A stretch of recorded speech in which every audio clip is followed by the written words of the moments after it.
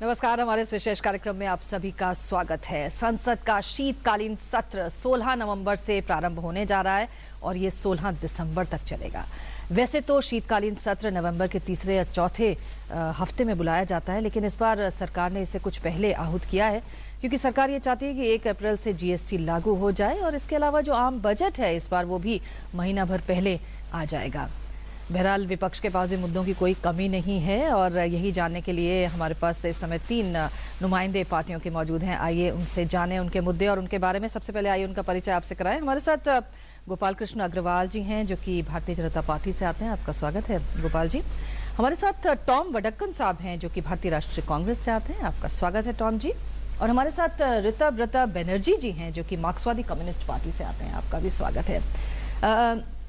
तो सबसे पहले विपक्ष से ही हम शुरू करें। बहुत सारे मुद्दों के साथ उसकी तैयारी है। इस बार के सत्र में क्या कुछ छाया रहेगा? टॉम जी, कांग्रेस पार्टी की तरफ से कौन से ऐसे ज्वलंत मुद्दे हैं जिन्हें इस बार शीतकालीन सत्र में आपकी पार्टी उठाएगी? वैसे तो 12 इश्यूज हैं, लगभग बिल्स है, पेंडिंग है जी, और कोशिश हमारे तरफ से रहेगा टोटली इन बिल्स की तरफ फोकस रहें। लेकिन मुद्दे ऐसे हैं जी जो आप हालात जानते हैं कि लोग सड़क पर आ चुके हैं और इन हालातों में हमें लोकतंत्र में अगर पार्लियामेंट में ये इश्यूज नहीं लाएंगे लोग खिलाफ हो जाएंगे। ये इश्यू बीजेपी कांग्रेस लेफ्ट का नहीं है, ये इश्यू है लोगों का। गरीब जनता सड़क पर उतर आए हैं और क्यों? एक विशेष डिसीजन लिया गया और इस देश में जिसमें 12% जीडीपी का करेंसी सर्कुलेशन है, जब आपने एक डिसीजन लिया रात का 8 बजे करीबन कि भाई आपका जो घर में जो पैसे हैं, मैं ब्लैक मनी के जिक्र नहीं कर रहा हूं, ब्लैक मनी वाले वो आज भी बरकरार है जैसे भी है, लेकिन गरीब आदमी घबरा गया, जो जेब में है वो सब कागज। और कौन कह रहा है? ये प्रधानमंत्री इस देश का। वो गरीब आदमी अगला दिन लाइन में लग गए और लाइन में लगातार 6 दिन से लगे हुए हैं और पैसा कुछ नहीं आया।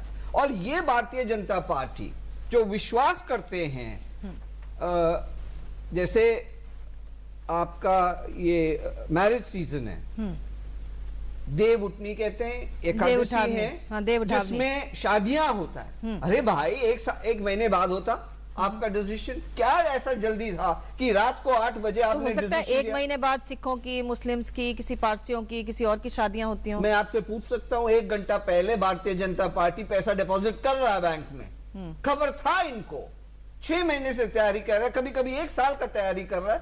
इनको अपने जो वेंडिंग मशीन्स में पैसे मशीन सिस्टम में लाने का टाइम नहीं है इनके पास। विमुद्रीकरण, नोटबंदी एक इशू हो गया। दूसरा एलओसी में क्या हो रहा है, जम्मू एंड कश्मीर में क्या हो रहा है, एजुकेशन पॉलिसी पर क्या हो रहा है, सरगेसी, एंटी करप्शन का इश्यूज है, बेनामी प्रॉपर्टी का इश्यूज है। इश्यूज लगातार हैं, हम डिस्कस करेंगे। हम कोशिश ये करेंगे कि इन चीजों पर फोकस हो, लोगों का इश्यू है। आखिरकार इलेक्ट कर लोगों ने भेजा है और भेजकर ये डिस्कशन वो सुनने चाहते हैं कि ये क्या कहेंगे और क्या करेंगे। जरा ऋतव्रता बनर्जी जी की भी राय लेते हैं। आपकी पार्टी की तरफ से कौन से ऐसे मुद्दे हैं जिनको आप उठाने वाले हैं? देखिए, ये जो सेशन है 1 महीने 16 नवंबर से 16 दिसंबर तक, मगर इफेक्टिव वर्किंग डेज का अगर हम देखें तो ओनली 18 वर्किंग डेज है, क्योंकि फ्राइडे करके प्राइवेट मेंबर बिल रहता है, तो ओनली 18 वर्किंग डेज है। तो सेशन छोटा सा सेशन है।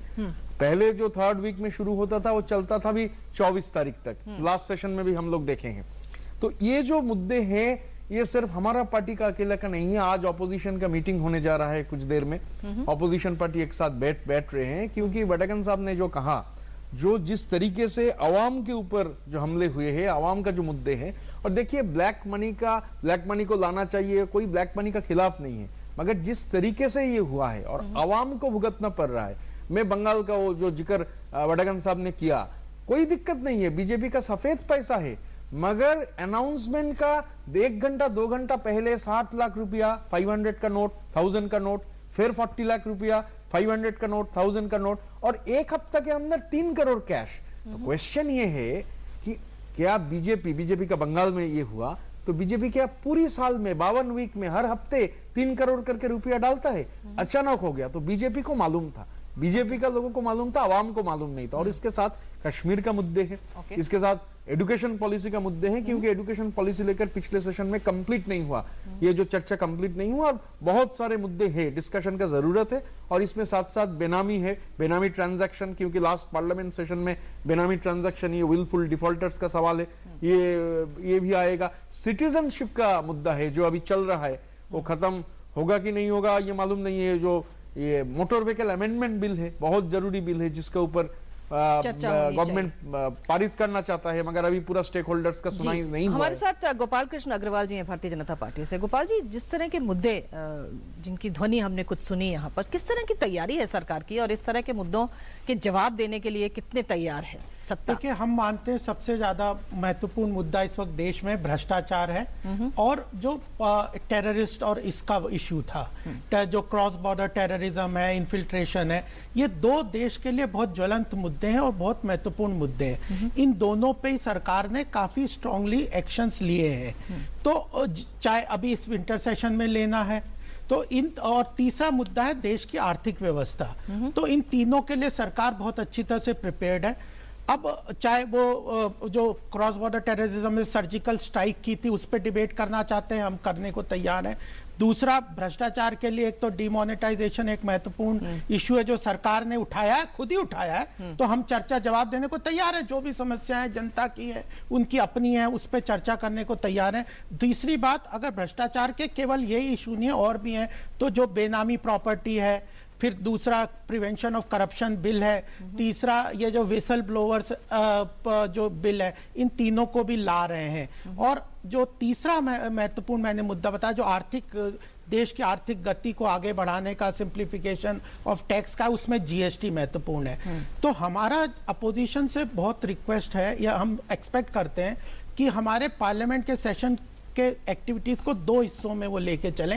एक तो है जो बिल गवर्नेंस के लिए, एडमिनिस्ट्रेशन के लिए, सरकार चलाने के लिए आवश्यक हैं, वो बिल लिस्टेड भी हैं, लगभग 10 बिल वो हैं, उस तरह के जो बिल्स हैं, उन पे तो अपोजिशन से हम बहुत सहयोग चाहते हैं, उनको पास करें, उनके इशू वाइज डिबेट करके खत्म कर। जो बाकी डिबेटेबल इश्यूज हैं, वो तो कितने ही एक्सटेंड हो सकते हैं, पब्लिक फोरम में भी होते हैं, सरकार से वो क्वेश्चन करें, सरकार के लोग जवाब देंगे, प्राइम मिनिस्टर जिससे भी वो स्टेटमेंट चाहते हैं, वित्त मंत्री से चाहते हैं, वो देंगे। लेकिन इन डिबेटेबल इशू के टाइम को इस तरह ना कंज्यूम कर दें कि जैसे इन्होंने भी बताया कि 18 दिन का या टोटल 1 महीने का ही सेशन है, तो उसमें जो बिल्स हैं उस पे स्पेसिफिक क्लॉज वाइज डिबेट करके उनको पास होने दें। इंपॉर्टेंस हमारी उन चीजों की है, बाकी डिबेट्स में हम आंसर देने को तैयार हैं। लेकिन गोपाल जी, जैसे कुछ सवाल उठाए, अभी दोनों ने ही उठाए, खासतौर से विमुद्रीकरण को लेकर दो तरह की बातें इन्होंने कही। एक तो ये कि साहब क्या इससे वाकई अमीरों के ऊपर गाज गिर रही है, और दूसरा ये कि क्या जो परेशानियां लोगों को हो रही हैं उसकी सरकार के पास कोई जवाब है कि नहीं। और तीसरी बात इन्होंने ये उठाई कि क्या इसकी भनक पहले से ही भारतीय जनता पार्टी को थी। ये जो 3 अहम सवाल हैं, इसको किस तरह से जवाब देने की तैयारी आप लोग कर रहे हैं? देखिए, पहला जो आपने, इन्होंने भी सवाल उठाया कि क्या विमुद्रीकरण से भ्रष्टाचार या काले धन पे कमी होती है।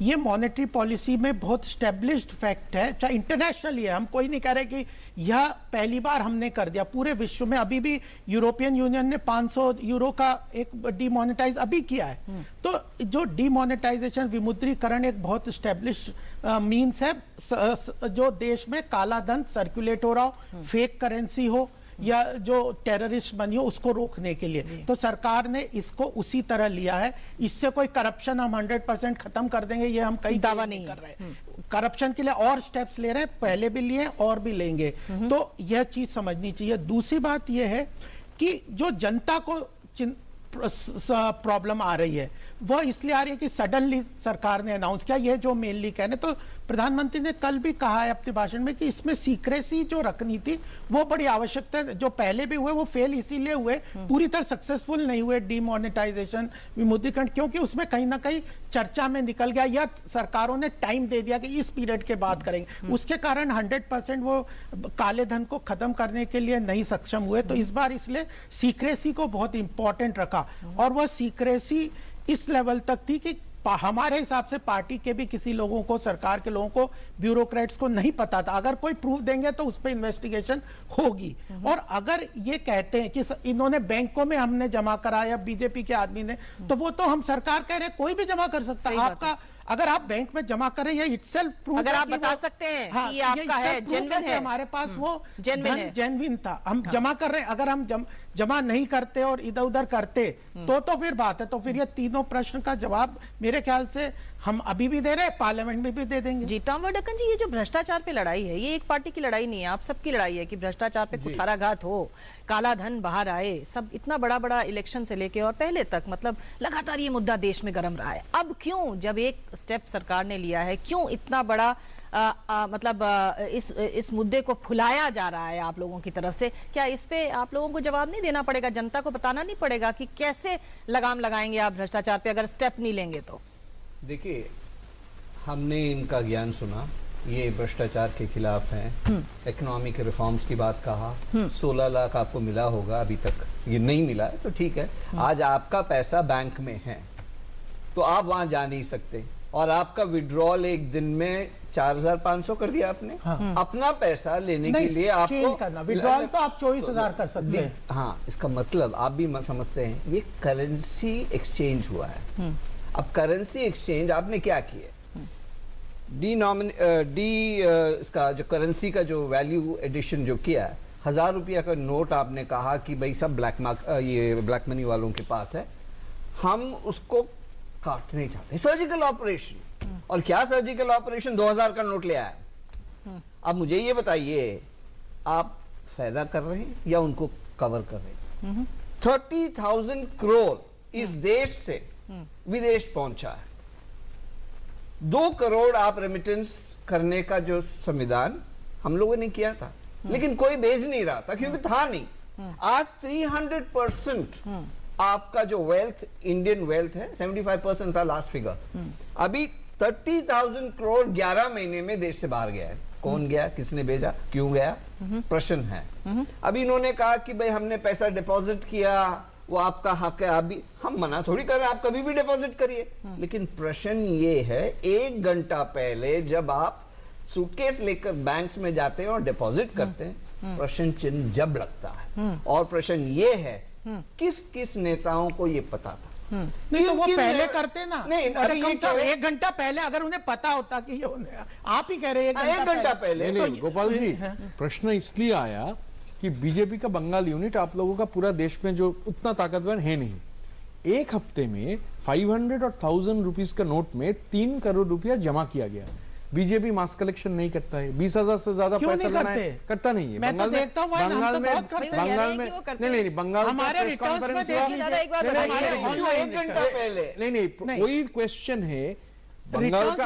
अब सुन लीजिए ना, वो टीवी में आया, डीडी चैनल में भी दिखाया गया। बंगाल का बीजेपी का स्टेट प्रेसिडेंट जो एमएलए भी है, उन्होंने कहा कि हम लोग तो डोनेशन लेते हैं, हमारे पास पैसा था नहीं। क्वेश्चन जो टॉम वर्डकन जी ने भी बोला, वो टाइमिंग का है। तो बीजेपी को पता था। देखिए, हम लोग सब लोग, मैं आपको बता रहा हूं, हम लोग भ्रष्टाचार के खिलाफ है। लास्ट पार्लियामेंट के सत्र में सब पॉलिटिकल पार्टी, ये सिर्फ बेनामी नहीं, सरफेसी एक्ट हुआ, सब लोग सपोर्ट किया। मगर दिक्कत क्या है, मेजर पॉलिटिकल पार्टीज का कहना था जो 101st जो विलफुल डिफॉल्टर से जो पैसा नहीं दे रहे हैं, उनका नाम आप बता दीजिए देश को। मगर गवर्नमेंट नाम बताने के लिए राजी नहीं है।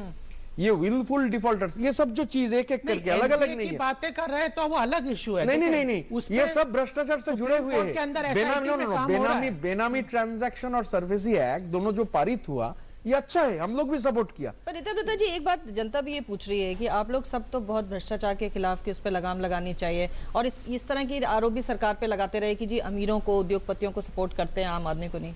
अब जबकि वो इस तरह के स्टेप निकल कर आ रहे हैं, तो आप ही लोग उसके खिलाफ जा रहे हैं। क्या आपको नहीं लगता कि जनता जो इतने आराम से अपनी परेशानियों को झेलते हुए भी लाइनों में खड़ी हुई है, वो भी तो कुछ कह रही है? नहीं, आपको नहीं लगता कि उनका स्वर भी आपको अंदर तक पहुंचाना चाहिए? क्या कह रहे हैं, मैं कल खुद 3 घंटा वहां फॉर्म फिलअप कर रहा था लोगों को हेल्प करने के लिए सॉल्ट लेक सिटी में।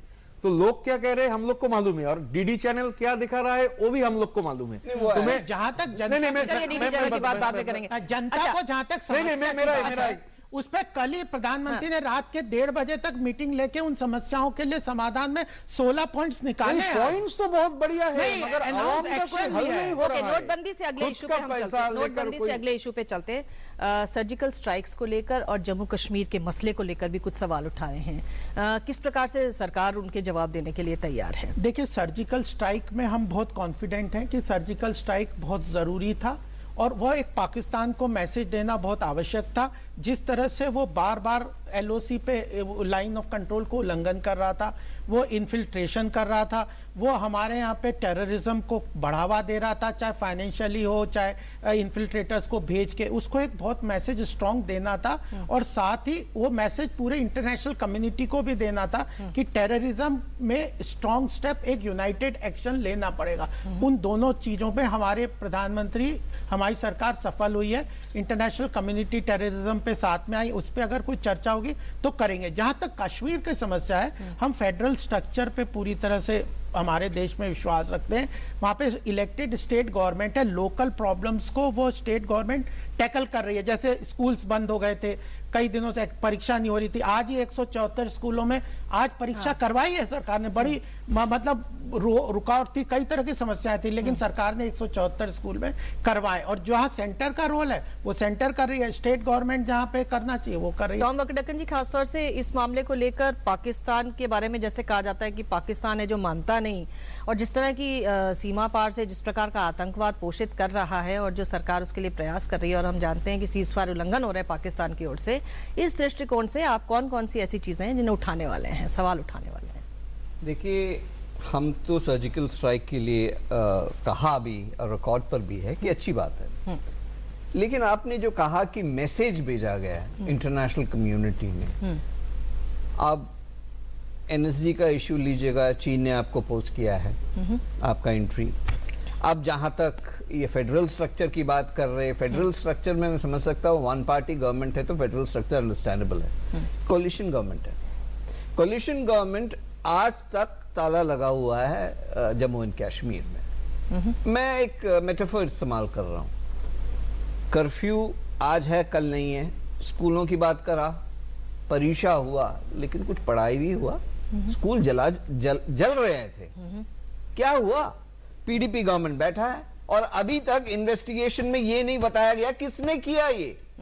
सेपरेटिस्ट कह रहे हमने नहीं किया, सरकार कह रहा अभी तक कुछ लोगों को अरेस्ट किया, लेकिन अभी तक कोई नहीं ये नहीं पता कि एजुकेशनल इंस्टीट्यूशन, परीक्षा चलाना और कंडक्ट करना बड़ी बात नहीं है।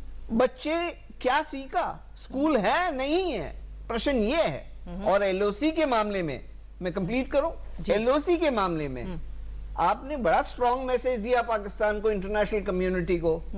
पाकिस्तान क्या डर गए हैं अभी? क्यों लगातार एलओसी पर अटैक हो रहे हैं? क्या कर रहे हैं? डिफेंस मिनिस्टर कह रहे हैं मीटिंग में कि हम न्यूक्लियर स्ट्राइक, फर्स्ट स्ट्राइक कर सकते हैं। 10 मिनट के बाद डिफेंस मिनिस्ट्री से नोटिफिकेशन आता है कि वो उनका पर्सनल व्यू था। इस देश का डिफेंस मिनिस्टर का व्यूज भाषण देते हैं, एक डिफेंस मिनिस्ट्री से दूसरा स्टेटमेंट आ रहा है, डिफेंस सेक्रेटरी का आ रहा है। क्या हो रहा है इस देश में? जी रीता ब्रोता जी, देखिए, कश्मीर का जो बार बार सब अपोजिशन पार्टी बोल रहा है, हम बहुत दिन पहले से ये बोला जा रहा था कि ऑल पार्टी डेलीगेशन भेजना चाहिए, वो भी बहुत समय टाल गया उसमें, अल्टीमेटली गया, मगर उसके बाद भी इधर पर चर्चा हुआ। डायलॉग का जरूरत है, सिर्फ मोनोलॉग से कोई जो प्रॉब्लम है उसका हल नहीं होगा, डायलॉग का जरूरत है। और खास करके कश्मीर में बीजेपी और पीडीपी का कोalition है, और पिछले कभी हुआ नहीं, 200 साल में पहली बार ईद का नमाज नहीं हुआ।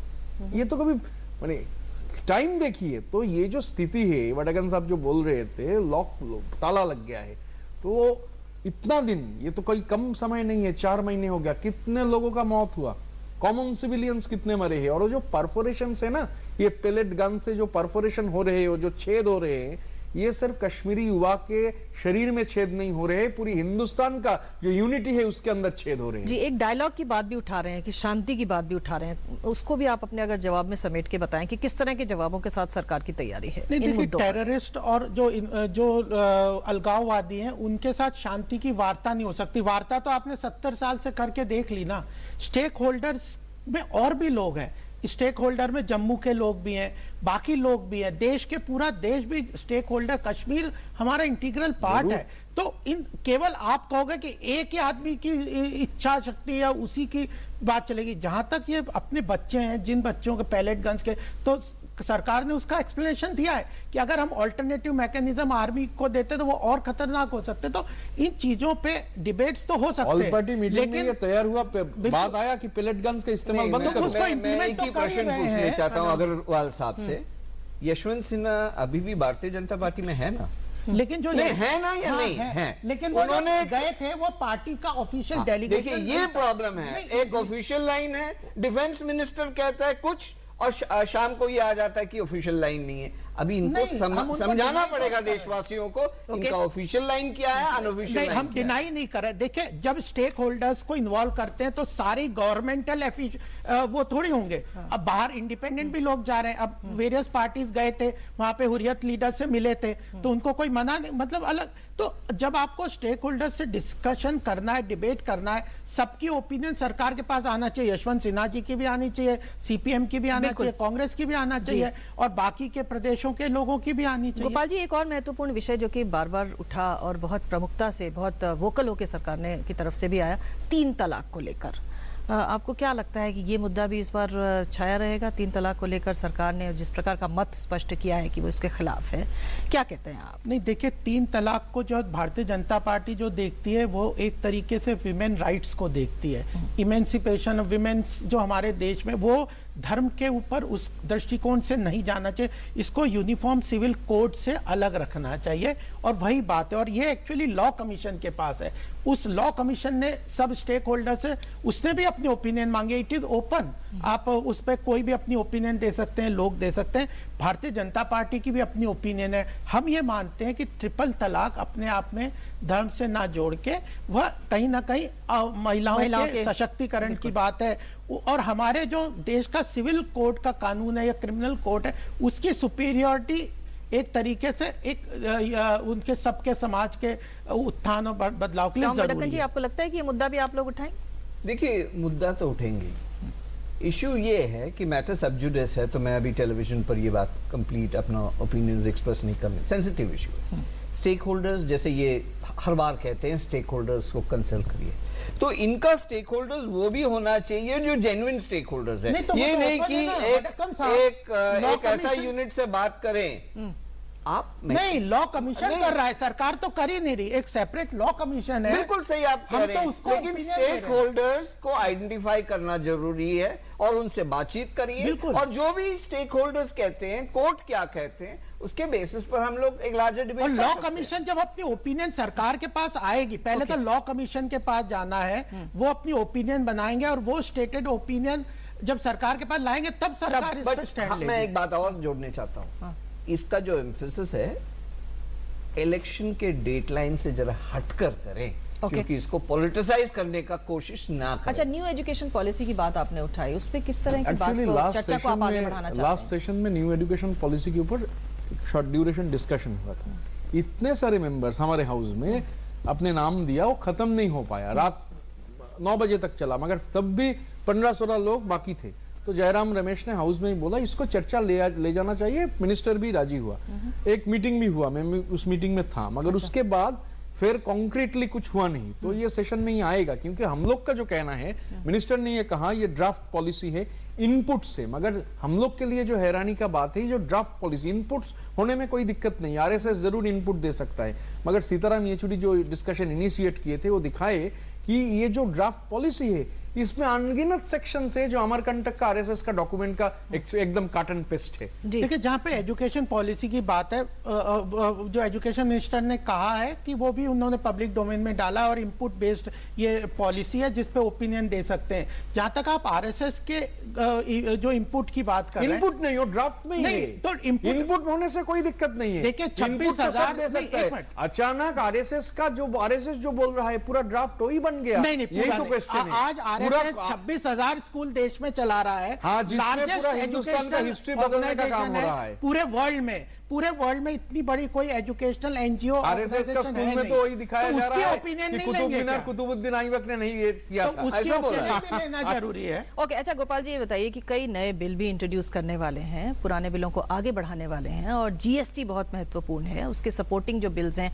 उसको पास करना है। तो ये जो विधायी कार्य है ये भी बहुत इंपॉर्टेंट है इस बार के सत्र के लिए। हमारा यही रिक्वेस्ट है, इसीलिए अब ऑल पार्टी मीट भी होगी और सरकार का आउटरीच भी है कि यह पहले जो जीएसटी जैसे महत्वपूर्ण बिल हैं जो अप्रैल तक हमें इंप्लीमेंट करने हैं। दूसरा, हमारे लिए भ्रष्टाचार की लड़ाई के लिए 3 बिल महत्वपूर्ण है, जिसमें विसल ब्लोअर है, प्रिवेंशन ऑफ करप्शन और एक बेनामी प्रॉपर्टी है। 10 साल पहले ये बेनामी प्रॉपर्टी एक्ट बन गया था, लेकिन रूल्स अभी तक नहीं बनाए। तो हम पहली बार एक्टिवली इस भ्रष्टाचार के बेनामी खिलाफ, पास हो गया लास्ट टाइम। हाँ, और लेकिन उसमें रूल्स बनाने जरूरी है। हाँ, रूल्स तो इस बनाने बार हैं। रूल्स बिल ये एक्ट तो हो गया। हमारा ये जो 4-5 बिल हैं जो महत्वपूर्ण है, उनके ऊपर अपोजिशन से सपोर्ट चाहते हैं, क्योंकि ये देश की आर्थिक प्रगति के लिए महत्वपूर्ण है, भ्रष्टाचार की लड़ाई के लिए महत्वपूर्ण है। इनको पास होने जी, दें। टॉम वडक्कन जी, पिछले सत्र में, मानसून सत्र में हमने देखा कि आराम से गुजरा, कोई इतना कुछ हुआ नहीं। क्या उम्मीद करें कि इस बार का सत्र भी आप लोग उस तरह से हंगामेदार ना बना के सिर्फ चर्चा करेंगे, और क्या कुछ उम्मीदें हैं फाइनल कमेंट्स में शॉर्ट में बताइएगा। देखिए, हमारा पूरा कोशिश है कि कोई भी समस्या के बिना ये, लेकिन ताली एक हाथ से नहीं बजाया जाता है, पर फिर भी एक हाथ कैसा रहेगा ये तो एक बताइए। हाथ सपोर्ट करे, दूसरे हाथ की दूसरा भी हाथ पूछेंगे। अगर बॉयकॉट करे, हम क्या कर सकते हैं? हम लोगों का इश्यू लाने चाहते हैं, क्योंकि लोग हमसे पूछेंगे कि भाई ये इश्यू क्यों नहीं लाया। तो कोशिश ये होना चाहिए कि रूलिंग पार्टी अपना रोल है अदा करे और उससे आगे बढ़ाने की कोशिश करे। हमारी तरफ से कॉपरेशन होगा। मैं कांग्रेस की तरफ से भी बोल रहा हूँ, लेफ्ट की तरफ से भी, सबसे हमारा fight against corruption is a strong pillar of our basis. उसमें कॉपरेशन चाहेंगे हम, गवर्नमेंट से भी कॉपरेशन, क्योंकि वो पावर में, करप्शन जो है हमारे पास कुछ पावर नहीं, पावर यही है। तो यहाँ करप्शन रोकने हम पूरा कोशिश करेंगे। चलिए ठीक है, रिता ब्रता जी, क्या उम्मीदें हैं आपकी और कितना कोऑपरेट करेंगे आप? गवर्नमेंट का मोड जितना ज्यादा एकोमोडेटिव रहेगा, ऑपोजिशन का रोल उतना ज्यादा कोऑपरेटिव रहेगा। ओके, तो हमारी Final comments में तरफ क्या से पूरा आश्वासन है कि जो भी डिबेट आप करना चाहते हैं उस पर सरकार जवाब देने को तैयार है, मंत्री जवाब देने को तैयार है। आप डिबेट करें, पार्लियामेंट चलता है तो दोनों के लिए और देश के लिए अच्छा है, हम पूरा स्वागत करेंगे। लेकिन वो कह रहे थे ना कि ताली 2 हाथ से बजती है। नहीं, हमने उनका हाथ तो पूछ लिया, आपका हाथ नहीं पूछा। नहीं, हम तो पूरी तरह चाहते हैं, क्योंकि हमारी गवर्नेंस के लिए इंपॉर्टेंस है कि पार्लियामेंट चले। अगर हम परफॉर्म ही नहीं कर पाएंगे, पार्लियामेंट नहीं चलती, तो हमारी परफॉर्मेंस पे इफेक्ट होता है। तो इसलिए हम अपोजिशन को पूरा मौका देंगे। चलिए, बहुत अच्छी बात है, और आप तीनों का बहुत बहुत धन्यवाद, आपने इस बातचीत में हिस्सा लिया, बहुत बहुत शुक्रिया। तो उम्मीद करनी चाहिए कि संसद का शीतकालीन सत्र आराम से गुजरेगा, चर्चा होगी जिसे पूरा देश सुनेगा, और इसी के लिए संसद का निर्माण भी हुआ है, उसका काम भी यही है। फिलहाल के लिए इजाजत दीजिए, नमस्कार।